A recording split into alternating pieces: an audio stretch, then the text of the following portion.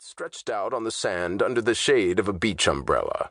"And now?" he asked, surveying her sun-tanned figure approvingly. "Should be along any minute now," Della Street said. "It's almost noon.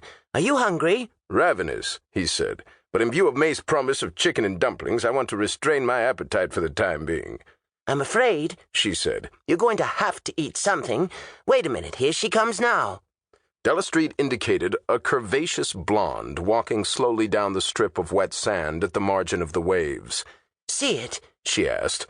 "Every visible inch of it," Mason said. "Did I misjudge the legs?" "Second most beautiful pair on the beach. I presume the mystery is, why does she always walk alone?" "That's only one of the mysteries. Would you like to leave our things here and follow her?" "Are they safe?"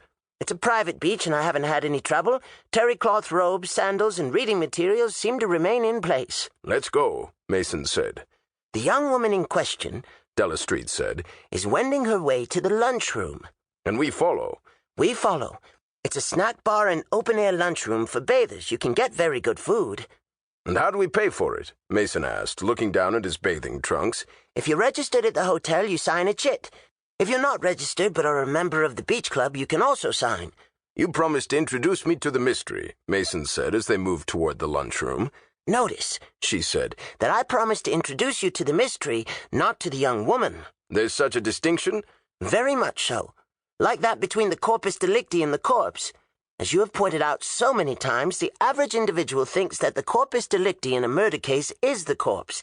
Actually, the expression, if I remember your statements correctly, relates to the body of the crime rather than the body of the victim." "And so," Mason said, "I take it I am introduced only to the mystery and not to the body to which the mystery pertains." "From this point on," Della Street said as they entered the lunchroom, "you're on your own. However, I may point out that during the whole 10 days I've been watching her, she has remained unescorted. This is indicative of the fact she is not easy." "And of what does the mystery consist?" Mason asked. "What do you think of her figure?" "I believe the expression," Mason said, "is well stacked." "You would gather that perhaps she was fighting a weight problem?" "One would say that weight and whistles were her two major problems in life." "All right," Della Street said. "She's seated in that booth over there. If you'll sit in this one, you can look across and see what she orders. You won't believe it," she warned. Mason and Della Street ordered toasted baked ham sandwiches and coffee, settled back on the waterproof cushions, and, after a few minutes' wait, saw the voluptuous blonde in the booth across the way being served with what seemed to be a glass of milk. "That certainly seems abstemious enough," Mason said. "For your information," Della Street said, "that is a glass of half milk and half cream. I bribed the information from the waitress, and you haven't seen anything yet." The blonde in the bathing suit slowly drank the contents of the glass. Then the waitress brought her a sizzling steak, French fried potatoes, and a salad, followed by apple pie a la mode and 2 candy bars. "I presume the candy bars are to keep her from getting hungry until tea time," Mason said. "You don't know the half of it," Della Street said. "She'll be back here at about 4 o'clock for tea. She'll have a chocolate sundae and a piece of rich cake. Her tea will consist of chocolate malted milk." Mason cocked a quizzical eyebrow. "You seem to have taken an undue interest." "Undue!" she exclaimed. "I'm fascinated. I told you I bribed the waitress. They're talking about it in the kitchen.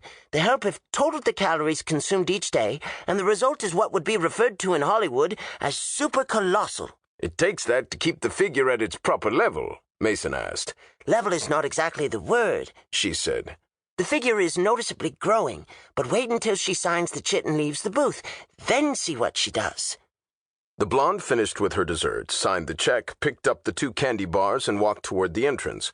On the way, she detoured long enough to stand on a pair of scales which had a huge dial with a rotating hand. Della Street said, "That's nearly 5 pounds in the last 8 days. "You've been watching?" "I've been watching and marveling. The girl seems to be making a desperate, deadly, determined effort to put on weight. She's carrying plenty already." "How long has this been going on, Miss Sherlock Holmes?" Mason asked. "For about 2 weeks, according to the waitress." "This information was readily volunteered?" Mason asked. "In return for a $5 tip." Mason said musingly, "It's a situation that's worth looking into." "You've certainly looked the situation over," Della Street said as the blonde went through the door. "And what does she do now?" Mason asked. "She has a beach umbrella and she lies down, dozes and reads." "No exercise?" "Oh, yes, enough exercise to give her a healthy appetite.